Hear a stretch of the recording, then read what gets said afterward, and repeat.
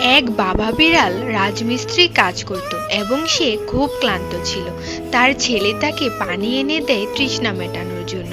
সে পানি খেতে খেতে ভাবে যে শামুক নুডলস যদি খেতে পারত।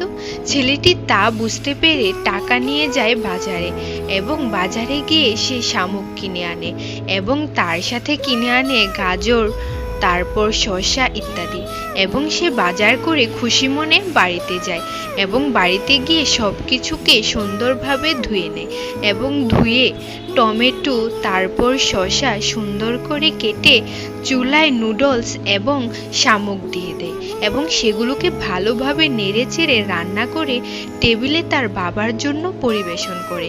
তার বাবা আসলে তাকে চমকে দেয় এবং বাবা খেতে বসে।